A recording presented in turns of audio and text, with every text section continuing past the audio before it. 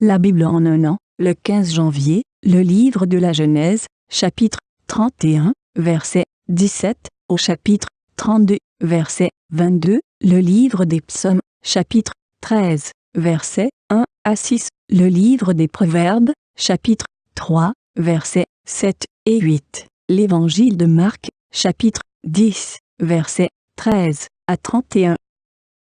Le livre de la Genèse, chapitre 31. Jacob se leva donc et fit monter ses enfants et ses femmes sur les chameaux. Il emmena tout son troupeau et tous les biens qu'il possédait, le troupeau qui lui appartenait, dont il était devenu propriétaire à Padan-Aram, et il se rendit vers son père Isaac au pays de Canaan. Laban était parti tondre ses brebis, et Rachel vola les téraphimes de son père. De son côté, Jacob trompa Laban, l'araméen, en ne l'avertissant pas de son départ, et s'enfuit avec tout ce qui lui appartenait.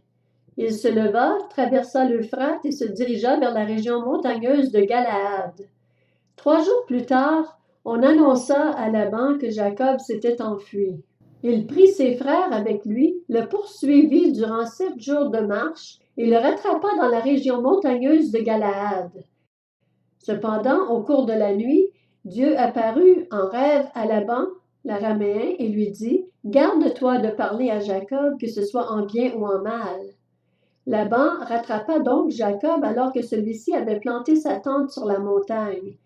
Laban planta aussi la sienne avec ses frères dans la région montagneuse de Galaad. Alors Laban dit à Jacob « Qu'as-tu fait? Pourquoi m'as-tu trompé et emmènes-tu mes filles comme des prisonnières de guerre? Pourquoi as-tu pris la fuite en cachette et m'as-tu trompé au lieu de m'avertir? Je t'aurais laissé partir au milieu de la joie et des chants, au son du tambourin et de la harpe. Tu ne m'as pas permis d'embrasser mes petits-enfants et mes filles. Tu t'es comporté de façon stupide. Ma main est assez forte pour vous faire du mal, mais le Dieu de votre père m'a dit hier, « Garde-toi de parler à Jacob, que ce soit en bien ou en mal. » Et maintenant que tu es parti parce que tu languissais après le foyer de ton père, pourquoi as-tu volé mes dieux? Jacob répondit à Laban, « C'est que j'avais peur. Je me suis dit que tu m'enlèverais peut-être tes filles. Quant à celui auprès duquel tu trouverais tes dieux, qu'il cesse de vivre.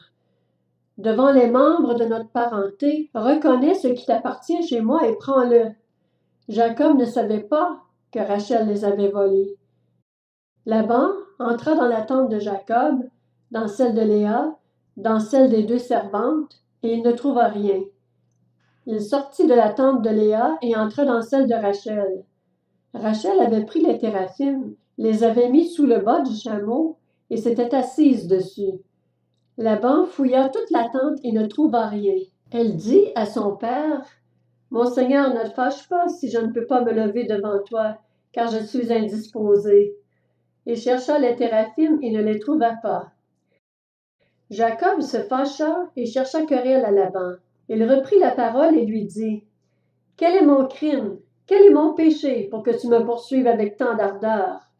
Quand tu as fouillé toutes mes affaires, qu'as-tu trouvé des affaires de ta maison? Dépose-le ici devant nos parentés respectives et qu'elles soient juges entre nous deux. Voilà 20 ans que j'ai passé chez toi. Tes brebis et tes chèvres n'ont pas avorté, et je n'ai pas mangé les béliers de ton troupeau. Je ne t'ai pas rapporté de bêtes trouvées déchiquetées, j'en ai payé le dédommagement. Tu me demandais ce qu'on me volait de jour et ce qu'on me volait de nuit. La chaleur me dévorait pendant le jour et le froid pendant la nuit, et le sommeil fuyait mes yeux. Voilà 20 ans que j'ai passé chez toi. Je t'ai servi 14 ans pour tes 2 filles, 6 ans pour ton troupeau, et tu as changé 10 fois mon salaire. Si le Dieu de mon père, le Dieu d'Abraham, celui que craint Isaac, n'avait pas été en ma faveur, tu m'aurais maintenant renvoyé les mains vides.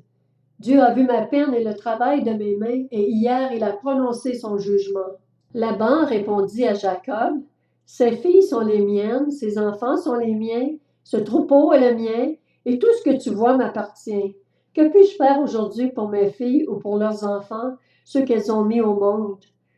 Viens maintenant, concluons une alliance, toi et moi, et que quelque chose serve de témoignage entre nous. » Jacob prit une pierre et la dressa en guise de monument. Jacob dit aux membres de sa parenté, « Ramassez des pierres. » Ils prirent des pierres et firent un tas. Ils mangèrent là, sur le tas. Laban l'appela Jegarsa Aduta et Jacob l'appela Galed. Laban dit, « Que ce tas serve aujourd'hui de témoignage entre toi et moi. » C'est pourquoi on lui a donné le nom de Galed. On l'appelle aussi Mitzpa parce que Laban dit, « Que l'Éternel veille sur toi et sur moi, quand nous nous serons perdus de vue tous les deux. Si tu maltraites mes filles et si tu prends encore d'autres femmes, ce n'est pas un homme qui sera avec nous, fais-y bien attention. C'est Dieu qui sera témoin entre toi et moi. » Laban dit à Jacob, « Vois ce tas de pierres et ce monument que j'ai placé entre toi et moi. Ils seront témoins que je ne dépasserai pas ce tas dans ta direction et que de ton côté, tu ne dépasseras pas ce tas et ce monument dans ma direction avec de mauvaises intentions. Que le Dieu d'Abraham et le Dieu de Nacor, c'est-à-dire le Dieu de leur ancêtre, soit juge entre nous. » Jacob prêta serment au nom de celui que craignait son père Isaac. Jacob offrit un sacrifice sur la montagne et invita les membres de sa parenté à manger. Ils mangèrent donc et passèrent la nuit sur la montagne. Le livre de la Genèse, chapitre 32. Laban se leva de bon matin, embrassa ses petits-enfants et ses filles et les bénit, puis il partit pour retourner chez lui. Jacob poursuivit son chemin et des anges de Dieu vinrent à sa rencontre. À leur vue, Jacob dit, « C'est le camp de Dieu. » Et il appela cet endroit Mahanaïm. Jacob envoya devant lui des messagers à son frère Ésaü dans le pays de Séhir, dans le territoire d'Édom. Il leur donna cet ordre. « Vous transmettrez ce message à mon seigneur Ésaü. Voici ce que dit ton serviteur Jacob. J'ai séjourné chez Laban et j'y suis resté jusqu'à maintenant. J'ai des bœufs, des ânes, des brebis, des serviteurs et des servantes, et j'envoie des messagers te l'annoncer, mon Seigneur, pour trouver grâce à tes yeux. » Les messagers revinrent vers Jacob en disant, « Nous sommes allés trouver ton frère Ésaü. Il marche à ta rencontre avec 400 hommes. » Jacob fut très effrayé et saisi d'angoisse. Il partagea en 2 camps ceux qui étaient avec lui, les brebis, les bœufs et les chameaux. Il se disait, « Si Ésaü attaque l'un des camps et le bat, le camp qui restera pourra se sauver. » Jacob dit, « Dieu de mon grand-père Abraham, Dieu de mon père Isaac, Éternel, toi qui m'as dit, retourne dans ton pays, dans ton lieu de naissance et je te ferai du bien. Je suis trop petit pour toutes les grâces et pour toute la fidélité dont tu as fait preuve envers moi, ton serviteur. En effet, j'ai passé ce Jourdain avec mon bâton et maintenant je peux former 2 camps. Délivre-moi de mon frère Ésaü, car j'ai peur qu'il ne vienne et ne me frappe, sans épargner ni la mère ni les enfants. C'est toi-même qui as dit, je te ferai du bien, et je rendrai ta descendance pareille au sable de la mer, si abondant qu'on ne peut le compter. » C'est à cet endroit-là que Jacob passa la nuit. Il prit dans ce qu'il avait sous la main, pour faire un cadeau à son frère Ésaü, 200 chèvres et 20 boucs, 200 brebis et 20 béliers, 30 chamelles avec leurs petits qu'elles allaitaient, 40 vaches et 10 taureaux, 20 ânesses et 10 ânes. Il les remit à ses serviteurs, troupeau par troupeau séparément, et il dit à ses serviteurs, « Passez devant moi en laissant un intervalle entre chaque troupeau. » Il donna cet ordre au premier. « Quand mon frère Ésaü te rencontrera et te demandera « À qui es-tu? Où vas-tu? À qui appartient ce troupeau devant toi? » Tu répondras « À ton serviteur Jacob, c'est un cadeau envoyé à mon seigneur Ésaü. Le voici qui vient lui-même derrière nous. » Il donna le même ordre au 2e, au 3e et à tous ceux qui suivaient les troupeaux. C'est ce message que vous transmettrez à mon seigneur Ésaü quand vous le rencontrerez. Vous annoncerez aussi, ton serviteur Jacob vient derrière nous. Il se disait, en effet, je l'apaiserai par ce cadeau qui me précède. Ensuite, je le verrai en face et peut-être m'accueillera-t-il favorablement. Le cadeau passa devant lui et il resta cette nuit-là dans le camp. Le livre des Psaumes, chapitre 13. Au chef de chœur, psaume de David. Jusqu'à quand, Éternel, m'oublieras-tu sans cesse? Jusqu'à quand me cacheras-tu ton visage? Jusqu'à quand aurai-je des soucis dans mon âme et chaque jour des chagrins dans mon cœur? Jusqu'à quand mon ennemi s'attaquera-t-il à moi? Regarde, réponds-moi, Éternel mon Dieu.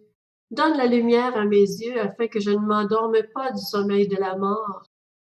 En effet, mon ennemi pourrait dire je l'ai vaincu, et mes adversaires se réjouir en me voyant ébranlé. Moi, j'ai confiance en ta bonté. J'ai de la joie dans le cœur à cause de ton salut.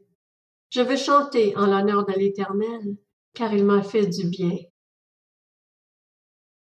Le livre des Proverbes, chapitre 3. Ne te prends pas pour un sage, crains l'Éternel et détourne-toi du mal. Cela apportera la guérison à ton corps et un rafraîchissement à tes os. Évangile de Marc, chapitre 10. Des gens lui amenaient des petits-enfants afin qu'ils les touchent, mais les disciples leur firent des reproches. Voyant cela, Jésus fut indigné et leur dit, « Laissez les petits-enfants venir à moi et ne les en empêchez pas, car le royaume de Dieu est pour ceux qui leur ressemblent. Je vous le dis en vérité, celui qui n'accueille pas le royaume de Dieu comme un petit enfant n'y entrera pas. » Puis il les prit dans ses bras et les bénit en posant les mains sur eux. Comme Jésus se mettait en chemin, un homme accourut et se jeta à genoux devant lui. « Bon maître, lui demanda-t-il, que dois-je faire pour hériter de la vie éternelle? » Jésus lui dit, « Pourquoi m'appelles-tu bon? Personne n'est bon si ce n'est Dieu seul. Tu connais les commandements.